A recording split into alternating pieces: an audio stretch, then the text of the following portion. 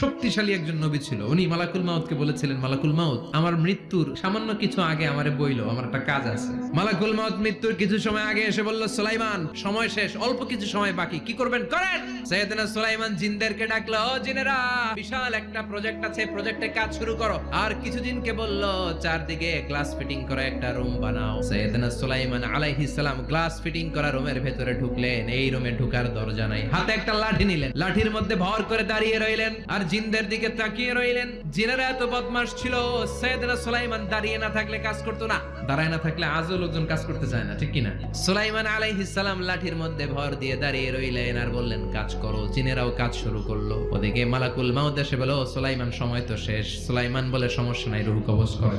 মালাকুল মাউত ওইভাবে লাঠিতে ভর দেওয়া অবস্থায়, দাঁড়ানো অবস্থায় সাইয়েদনা সুলাইমান আলাইহিস সালামের রূহ কবজ করে নিলেন। উনি এমন ভাবে দাঁড়িয়েছেন, রূহ চলে গেল, লাশ হয়ে দাঁড়িয়ে রইলেন।